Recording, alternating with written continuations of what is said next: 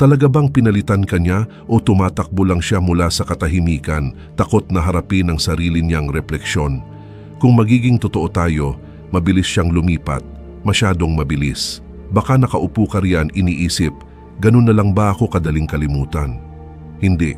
Hindi siya lumipat dahil nakalimutan ka na niya. Lumipat siya dahil natatakot siya. Takot na mapag-isa kasama ang sariling isip. Takot na maupo sa kawalan at ma-realize na walang ibang makakatingin sa kanya tulad ng ginawa mo. Takot aminin na nagkamali siya.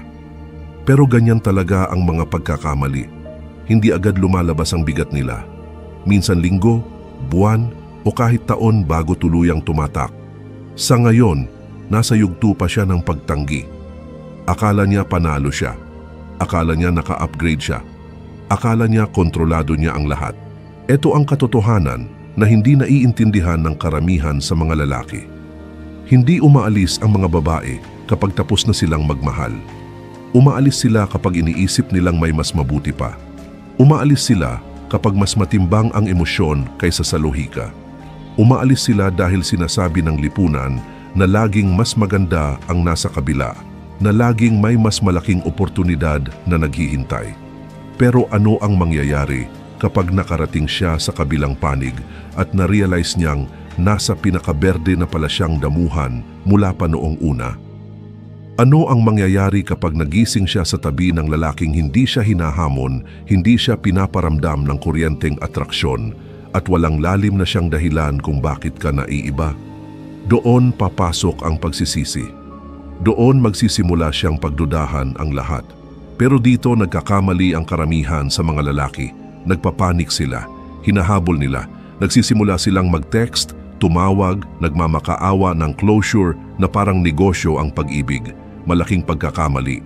Dahil sa oras na habulin mo siya, pinapatunayan mo ang paniniwala niyang hawak niya ang kapangyarihan mula pa noong una. Magsisimula siyang mag-isip, oo, tama ang desisyon ko. Kung talagang mahalaga siya, hindi siya aakto ng ganito. Kita mo, sa sandaling maniwala siyang emosyonal ka pa rin, wala na siyang mararamdaman. Pero kapag natahimik ka, kapag bigla kang nawala ng walang paliwanag, walang paghingi ng tawad, doon mas lalong lumalakas ang presensya mo. Doon magsisimulang magtanong ang isip niya ng mga mapanganib na tanong. Sandali, bakit hindi niya ako hinahabol? Hindi ba niya talaga ako minahal? O mas masama pa, baka may kapalit na siya. Doon magsisimulang pumasok ang pagdududa. At ang pagdududa ang pumapatay sa katiyakan. Sa ngayon, kampante siya. Naniniwala siyang tama ang desisyon niya. Pero ang kumpiyansang iyon ay nakatayo sa paniniwalang naghihintay ka pa rin, nasasaktan ka pa rin, at pinapanood mo pa rin siya mula sa malayo, umaasang babalik siya. Sa sandaling masira mo ang paniniwalang iyon, lahat magbabago.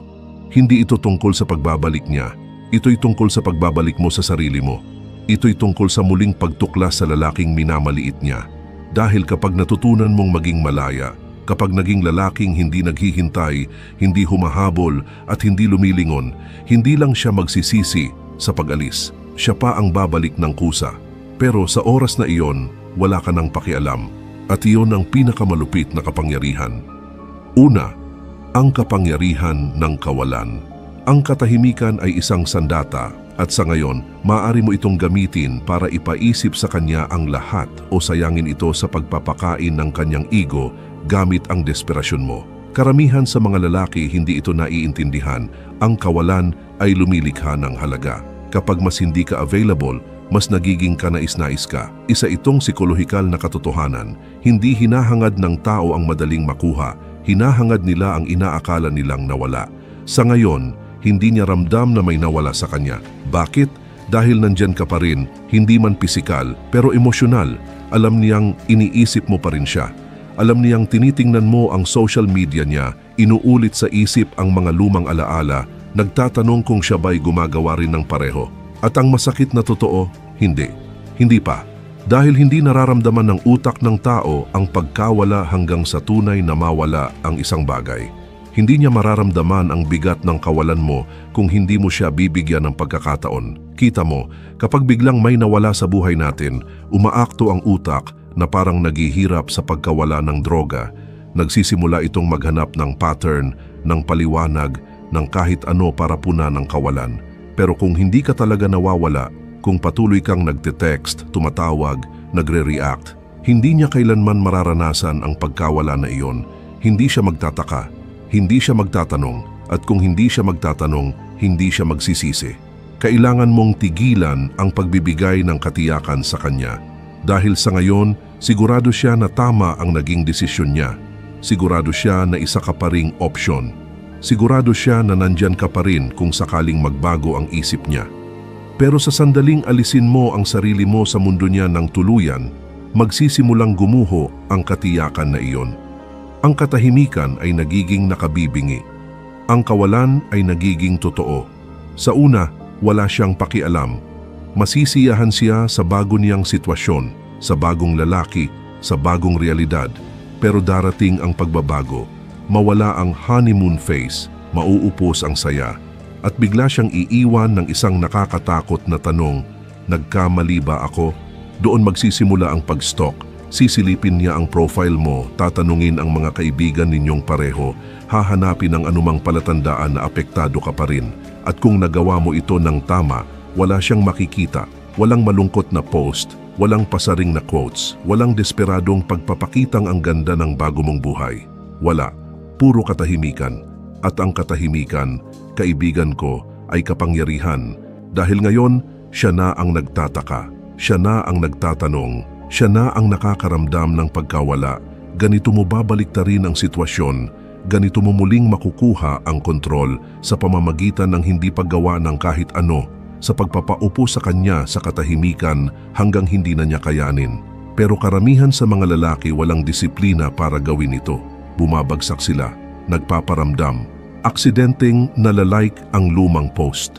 At sa isang iglap, wala na ang kapangyarihan, nabali ang kawalan, nawala ang misteryo, at bumabalik siya sa pakiramdam ng katiyakan.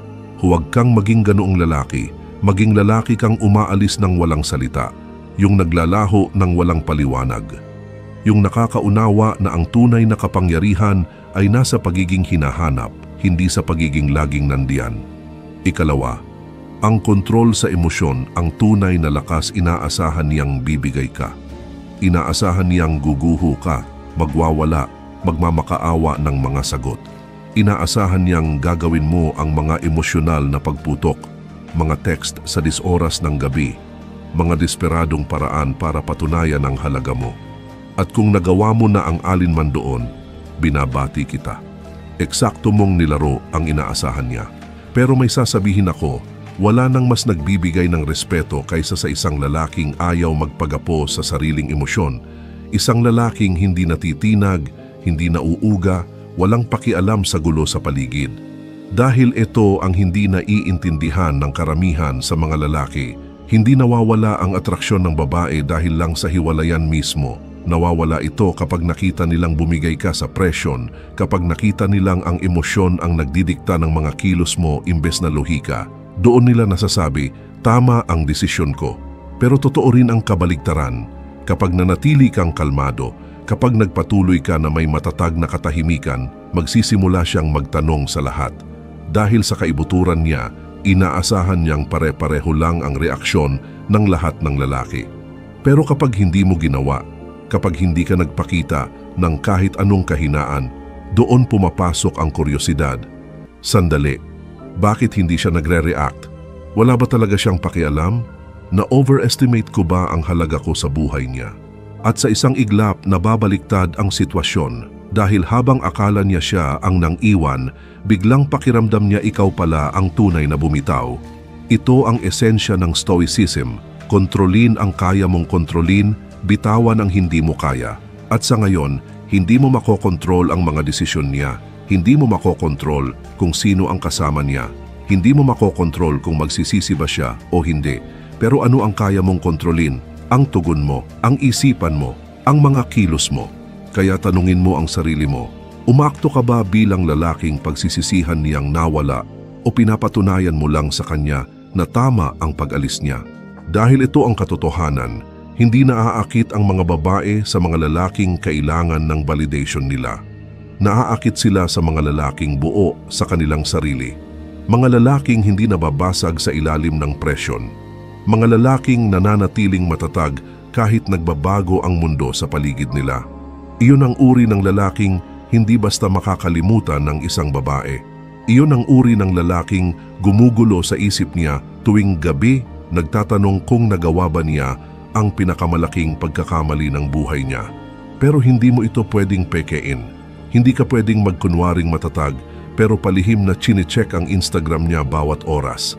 Hindi ka pwedeng umastang detached pero lihim na umaasang babalik siya. Ang kontrol sa emosyon ay hindi palabas. Isa itong paraan ng pamumuhay. Either makuha mo ito o hindi. At ang mga lalaking nakakapag-master nito, hindi kailanman kailangang humabol. Dahil sa huli, hindi ang lalaking nagre-react ang nananalo, kundi ang lalaking nananatiling hindi natitinag. Ikatlo, ang bago niyang lalaki ay panakip, hindi solusyon. Sa ngayon, akala niya panalo siya, may bago siyang kasama. Nagpo-post siya ng mga litrato. Ipinapakita niya sa buong mundo kung gaano siya kasaya. At baka nakaupo ka riyan, unti-unting kinakain ng selos at sakit, iniisip kung paano siya nakalipat agad. May sasabihin ako, hindi siya nakalipat, dinidistract lang niya ang sarili niya. Karamihan sa mga babae, hindi nila talaga pinoproseso ang hiwalayan gaya ng ginagawa ng mga lalaki. Sa halip na upuan ang sakit, sa halip na harapin ang emosyon nila, tumatalon sila sa panibago. Hindi dahil gumaling na sila, kundi dahil hindi pa. Ang bago niyang lalaki, hindi siya upgrade, hindi siya espesyal. Isa lang siyang panakip, isang mabilisang solusyon, isang pansamantalang pagtakas mula sa mga damdaming kinatatakutan niyang harapin. At dito, nagkakamali ang karamihan sa mga lalaki. Iniisip nila, nakahanap siya ng mas mabuti. Ako ang naging problema, mali. Hindi siya kasama ng bago dahil mas mabuti ito. Kasama niya ito dahil kailangan niyang may maramdaman kahit ano. At kung tunay siyang nakalipat, kung tunay siyang masaya, hindi niya mararamdaman ang pangangailangan na ipakita sa iyo ito. Ang realidad, ang mga rebound na relasyon ay may predictable na pattern. Nagsisimula sila ng mabilis, umaalab at pagkatapos bumabagsak. Bakit? Dahil hindi sila nakatayo sa tunay na pundasyon, nakatayo sila sa pag-iwas. Sa ngayon, nasa honeymoon phase pa siya, lahat masaya at kapanapanabik. Pero laging nagtatapos ang phase na iyon. At kapag nangyari na, doon lilitaw ang mga bitak. Doon niya marirealize na hindi pala siya tunay na masaya, nadidistract lang siya. At alam mo kung anong nangyayari kapag nawala na ang distraction, nagsisimula siyang maisip ka.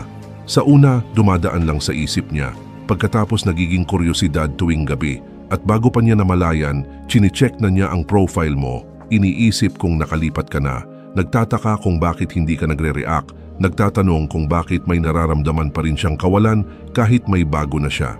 Doon papasok ang pagsisisi. Dahil habang abala siyang iwasan ang emosyon niya, ikaw naman ay minamaster ang iyo. Habang tumatalon siya sa panibagong sitwasyon, ikaw ay umaangat. Habang tumatakbo siya mula sa mga iniisip niya, ikaw naman ay humaharap ng diretso. At kapag bumagsak ang bago niyang relasyon, dahil babagsak ito, maaalala niya ang isang lalaking nanatiling matatag, ang lalaking hindi humabol, ang lalaking hindi nag-react. Kaya't kailanman, hindi ka dapat makipagkompetensya sa rebound niya. Huwag mong subukang patunayan na mas mabuti ka. Huwag mong ipakita na apektado ka. Ang gawin mo lang ay umatras at hayaang ang oras ang gumawa ng trabaho. Dahil ang mga lalaking nananalo sa huli, sila yung nakakaintindi ng katotohanan ito. Hindi ka niya pinalitan. Tumatakbo lang siya mula sa sarili niya. Ikaapat, ang sining ng kawalang pakialam. Habang mas nagmamalasakit ka, mas hindi siya nagmamalasakit. Iyan ang masakit na katotohanang ayaw tanggapin ng karamihan sa mga lalaki. Sa ngayon, inaasahan niyang may pakialam ka. Inaasahan niyang pinapanood mo siya. Naghihintay, nagre-react sa bawat maliit na bagay na ginagawa niya. Inaasahan niyang nagseselos ka sa bago niyang sitwasyon. Umaasang mapansin ka niya. Desperadong naghihintay ng senyales na may pakialam pa rin siya. Pero ano ang mangyayari kapag wala kang pakialam?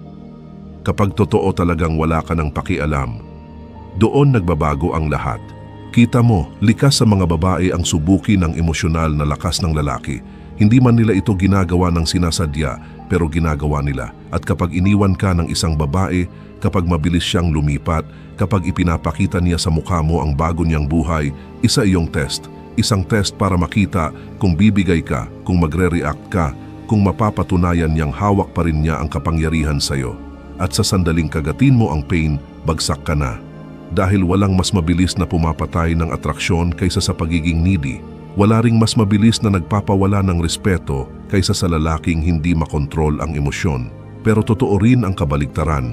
Walang mas nakakaakit sa babae kaysa sa tunay na kawalang pakialam. Makapangyarihan ang kawalang pakialam dahil binabago nito ang dynamics. Pinipilit nitong mag-isip siya. Pinipilit nitong magtanong siya kung tunay ba siyang naging mahalaga sa'yo. At iyon ang nakakaloko sa isip ng tao. Bakit? Dahil likas sa atin ang hanapin ang validasyon. Gusto nating maramdaman na mahalaga tayo. Gusto nating maramdaman na may epekto tayo. Pero kapag inalis mo ang validasyon na iyon, kapag pinaramdam mong napapalitan siya, doon siya magsisimulang maghanap sa'yo. Pero linawin natin, hindi ito tungkol sa pagpapanggap na wala kang pakialam. Hindi ito laro. Hindi ito acting na detached ka habang palihim mo namang minamanmanan ang bawat galaw niya. Hindi iyon kawalang pakialam, iyon ay insecurity. Ang tunay na kawalang pakialam ay iba. Ito yung oras na tunay mong inaalis siya sa sentro ng mundo mo. Kapag na-realize mong wala siyang kinalaman sa kaligayahan mo, sa tagumpay mo, sa kapayapaan ng isip mo, at kapag naabot mo ang level na iyon, doon ka nagiging mapanganib. Doon ka nagiging lalaking hindi niya kayang alisin sa isip niya dahil hindi namimiss ng mga babae ang lalaking nagmamakaawa ng atensyon nila. Namimiss nila ang mga lalaking hindi ito kailangan. Kaya hayaan mo siyang mag-post ng mga litrato, hayaan mo siyang maglaro ng maliliit na laro, hayaan mo siyang gawin ang lahat ng iniisip niyang makakakuha ng reaksyon mula sa'yo. Walang halaga ang lahat ng iyon. Dahil sa sandaling ma-realize niyang tunay kang hindi apektado, doon siya magsisimulang magtanong sa lahat. Ikalima, ang pagpapabuti ng sarili ang pinakamabisang paghihiganti. Ang paghihiganti ay hindi tungkol sa pagganti, hindi tungkol sa pagpapatunay na mali siya, hindi tungkol sa pagpapagselos sa kanya. Ang tunay na paghihiganti ay ang maging lalaking hindi niya inakalang kaya mong maging at ma-realize niyang huli na nawala sa kanya ang isang bagay na hindi na mapapalitan. Sa ngayon, may dalawang pagpipilian ka. Maaari kang malugmok sa sakit, bantayan ang social media niya, isipin kung ano ang ginagawa niya, at ubusin ang oras kakaisip kung iniisip ka pa ba niya. O pwede mong gamitin ang lahat ng enerhiyang iyon at ituon ito sa mga bagay na tunay na makikinabang ka. Dahil ito ang realidad, hindi ka niya pinapansin sa ngayon. Hindi siya nawawalan ng tulog dahil sa'yo, hindi pa, pero hindi ibig sabihin na hindi iyon mangyayari. May kakaibang paraan ng mga babae ng pagbalik kapag hindi mo inaasahan, pero hindi sila bumabalik dahil gusto mo. Bumabalik sila kapag na-realize nilang nawala sa kanila ang mahalagang bagay. At ang realization na iyon, mangyayari lang kapag nakita nilang umaangat ka kahit wala siya. Karamihan sa mga lalaki, winawasak ang sarili pagkatapos ng hiwalayan, naglalasing, nagsasayang ng oras, nalulugmok sa depression, at alam mo kung anong ibig sabihin noon. Pinapatunayan mo sa kanya na tama ang naging desisyon niya. Pero kapag isang lalaki ay nag-level up, kapag naging mas matalim, mas malakas, mas matagumpay kaysa dati, doon pumapasok ang pagdududa. Magsisimula siyang mag-isip, grabe, na-underestimate ko ba siya? Iniwan ko ba ang lalaking magiging unstoppable? At doon talaga papasok ang matinding pagsisisi. Dahil ito ang hindi aaminin ng karamihan sa mga babae. Inaasahan nilang mananatili kang pareho. Akala nila kilalang kilala ka na nila. Akala nila nakita na nila ang lahat ng kaya mong i-offer. Pero kapag nag-evolve ka tungo sa mas mataas na antas, kapag winasak mo ang bersyon ng sarili mong akala niya ay kilala na niya, gumugulo ito sa isip niya. Pero linawin natin, ang self-improvement ay hindi tungkol sa kanya. Tungkol ito sa iyo.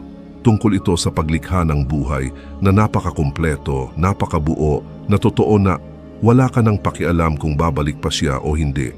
Dahil kapag naabot mo ang level na iyon, kapag masyado ka nang abala sa panalo para maisip pa siya, doon niya mas mararamdaman ang kawalan mo.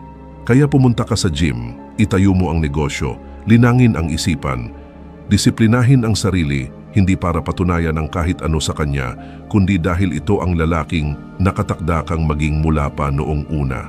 At ang pinakamaganda, sa oras na ma-realize niya ang tunay mong halaga, hindi mo na siya gugustuhin. Ika-6, ang mito ng closure. Umalis siya at ngayon, naghahanap ka ng sagot. Gusto mong malaman kung bakit siya umalis, bakit napakadali niyang pinalitan ka, bakit hindi niya ipinaglaban ang meron kayo. Sinasabi mo sa sarili mo na kung makakausap mo lang siya kahit isang beses pa, kung maipapaliwanag lang niya, baka lang makaka-move on ka. Pero eto ang totoo, ang closure ay isang kasinungalingan. Isa itong bitag na idinisenyo para manatili kang nakatali, naghihintay ng pahintulot para gumaling. At ang pinakamasakit, kahit makuha mo ito, wala pa ring mababago. Dahil ang closure ay hindi nanggagaling sa kanya, nanggagaling ito sa'yo. Sa ngayon, naghahanap ka ng sagot na magpapawala ng sakit. Gusto mong aminin niya na nagkamali siya. Gusto mong sabihin niyang may pakialam pa rin siya. Gusto mong magkaroon ng isang mahiwagang pag-uusap na biglang magpapalinaw sa lahat. Pero ito ang nangyayari kapag hinanap ng lalaki ang closure. Oo, makukuha mo ang pag-uusap na iyon. Pero guess what? Hindi nito dala ang kapayapaan. Mas maraming tanong, mas maraming kalituhan, mas maraming emosyonal na attachment sa isang sitwasyong dapat iniwan mo na kahapon.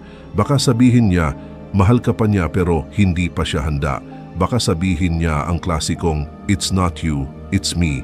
Baka magpakita siya ng lamig at distansya at mas masaktan ka pa kaysa dati. Kahit ano pa man ang sabihin niya, pareho ang resulta. Mananatili kang nakatali, mananatili kang emosyonal na invested, at siya magpapatuloy ng walang pag-aalinlangan. Iyan ang dahilan kung bakit ang pinakamalalakas na lalaki hindi humihingi ng closure. Hindi nila ito kailangan. Sila mismo ang nagiging closure.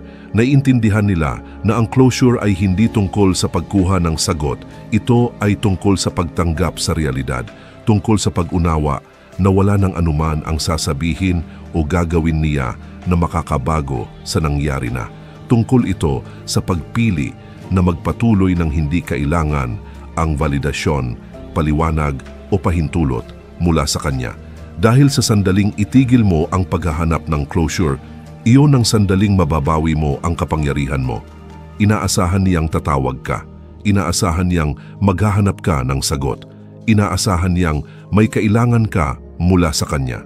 Pero kapag nawala ka ng walang salita, kapag ikaw mismo ang nagsara ng pinto, doon siya magsisimulang mag-isip, sandali, bakit hindi siya naghahanap ng closure? Bakit hindi siya nakikipag-usap?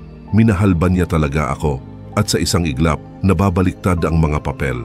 Kaya tigilan mo na ang paghahanap ng pagtatapos na magpapagaan sa loob mo. Ang tanging closure na kailangan mo ay ito. Wala na siya. Tapos na. Kumilos ka ayon doon. Ika-7, pinapanood ka pa rin niya kahit hindi akala mo nakalimutan ka na niya. Akala mo tuluyan na siyang nakalipat, namumuhay ng pinakamagandang bersyon ng kanyang buhay, habang ikaw naman ay pinipilit buuin muli ang sarili mo. Pero may sasabihin ako, pinapanood ka pa rin niya, kahit may bago na siya, kahit i-block ka pa niya, kahit sabihin niyang tapos na siya ng tuluyan, nandyan pa rin siya, patagong tumitingin, patagong nagtataka, dahil kahit anong pilit niyang kumbinsihin ang sarili na wala na siyang pakialam, likas sa tao ang kabaligtaran. Likas tayong curious, lalo na kapag iniwan natin ang isang bagay na akala natin ay kabisado na natin. At sa ngayon, kahit hindi niya aminin, may bahagi ng isip niya na nagtatanong, tama ba ang desisyon ko? Sa simula, magpapanggap siyang wala kang halaga. Hindi ka niya papansinin. Iiwasan niya ang lahat ng bagay na magpapaalala sa iyo. Pero habang lumilipas ang panahon, habang kumukupas ang saya ng bago niyang buhay, unti-unting sisilip ang curiosity. Sisilip siya sa profile mo. Mag-scroll siya sa mga litrato mo. Titingnan niya kung may pinost ka bang nagpapahiwatig ng nararamdaman mo. At ang pinakamasamang magagawa mo, ibigay sa kanya eksakto ang hinahanap niya. Dahil sa sandaling makita niya ang malungkot na post, ang cryptic na quote o ang pilit na pagpapagselos, panalo siya. Nakakuha siya ng kumpirmasyon na apektado ka pa rin, na natigil ka pa rin, na hawak pa rin niya ang kapangyarihan sa'yo. Pero kung sisilip siya at wala siyang makikita, walang sinyalis ng sakit, walang emosyonal na pagsabog, walang desperadong pagpapansin, kundi katahimikan at isang lalaking halatang mas gumanda pa ang buhay, doon magsisimula ang pagdududa. Sandali, bakit hindi siya wasak? Bakit mas masaya pa yata siya nang wala ako? Na-misjudge ko ba ang halaga niya? At ang pagdududang iyon, mabagal pero matindi. Nagsisimula ito bilang isang simpleng tanong, pero kalaunan nagiging pagsisisi. Dahil ito ang hindi aaminin ng karamihan sa mga babae. Ayaw talaga nilang maging masaya ka nang wala sila. Gusto nilang maramdaman na mahalaga sila. Gusto nilang paniwalaan na ang pag-alis nila ay may iniwang marka.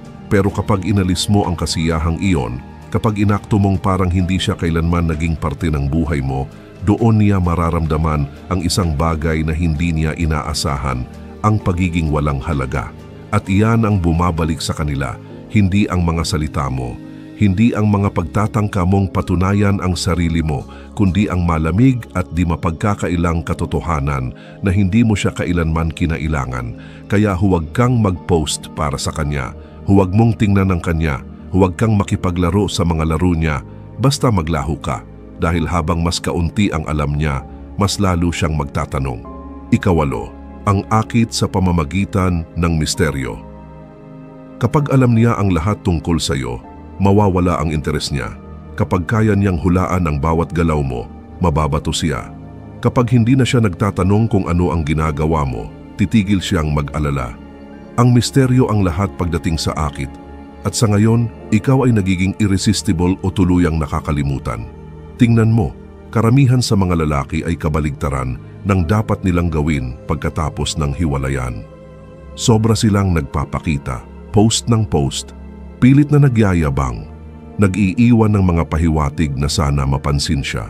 Pero ang lahat ng iyon, pumapatay lang ng curiosity. Dahil kapag sigurado ang babae sa isang bagay, titigil siyang isipin ito. Pero kapag hindi siya sigurado, kapag may mga puwang sa kwento, kapag hindi niya alam kung ano ang nangyayari sa buhay mo, doon nagsisimulang mag-obses ang isip niya sa iyo. At dito nagkakamali ang karamihan ng lalaki. Gusto nilang makita ng babae ang progreso nila. Gusto nilang ipakita na mas gumaganda ang buhay nila. Kaya sila ay nagyayabang, mga flashy na post, selfie sa gym, cryptic na quotes na para sa atensyon niya. Pero ito ang totoo. Kapag tunay kang masaya, kapag totoo kang nagle-level up, hindi mo kailangang patunayan ito sa kahit sino, lalo na sa kanya. Dahil ang mga lalaking tunay na panalo pagkatapos ng hiwalayan, naglalaho sila, tumatahimik sila, hinahayaan nilang magsalita ang kanilang pagkawala at ang katahimikan na iyon, yung mismong magpapaulol sa kanya. Dahil ngayon mapapaisip siya, iniisip pa rin ba niya ako? Nakalimutan na ba niya ako? May bago na ba siyang kasama? Bakit wala siyang pinopost? At sa sandaling magsimulang magtanong ang babae, doon muling nabubuo ang atraksyon. Dahil ang misteryo ang siyang pumipindot sa isang bagay na nagtatali ng tao, ang kawalan ng katiyakan. Lumilikha ito ng tensyon, pinipilit nitong punan ng isip ang mga puwang, at kadalasan mas masama pa ang naiisip niya kaysa sa totoo. Baka may mas maganda kang kapalit, baka tuluyan ka na niyang nakalimutan, baka sobrang abala ka na sa bago mong buhay na hindi na siya pumapasok sa isip mo. At ang kaisipang iyon, mas magpapahirap sa kanya kaysa sa kahit anong ipopost mo online.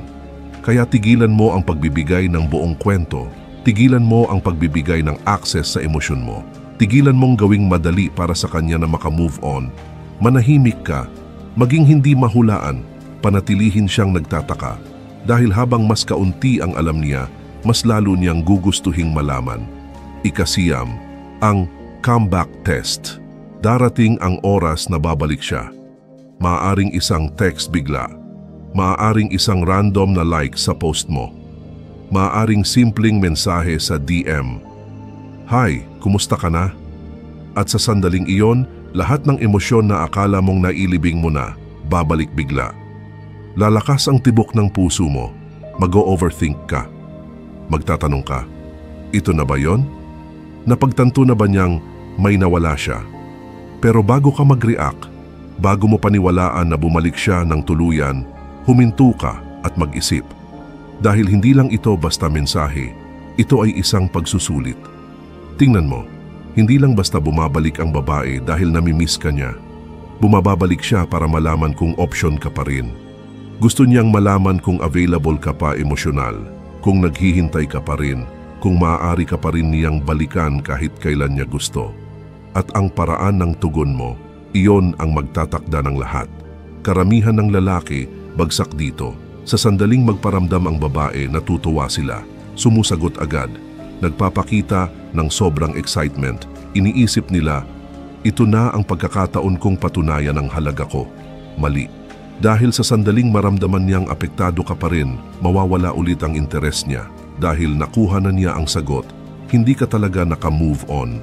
At sa isang iglap, wala na siyang dahilan para habulin ka. Pero ang mga lalaking pumapasa sa test na ito, hindi sila nagre-react, hindi sila nagmamadali sa pagsagot. Hindi nila ibinibigay ang inaasahan niya. Sa halip, pinapahirapan nila siya. Maaaring hindi ka sumagot. Maaaring ilang araw bago ka tumugon. Maaaring sagutin mo lang siya ng pinakasimple at pinaka-casual na sagot.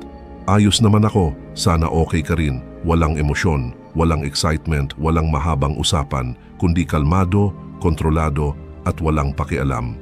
At iyon ang magpapaulol sa kanya. Dahil ngayon, hindi na siya sigurado kung nasaan siya sa buhay mo. Nararamdaman niya ang distansya. Nagtatanong siya, sandali, wala na ba siyang pakialam? Totoo bang naka-move on na siya? At sa sandaling ang babae na ang humahabol ng validasyon mula sa iyo, imbes na ikaw ang humabol sa kanya, panalo ka na. Dahil ang atraksyon ay hindi nabubuo sa salita, nabubuo ito sa pagdududa, nabubuo ito sa misteryo, nabubuo ito sa takot na baka nawala niya ang isang bagay na hindi na niya mababawi. Kaya kapag nagparamdam siya, huwag mo itong ituring na tagumpay.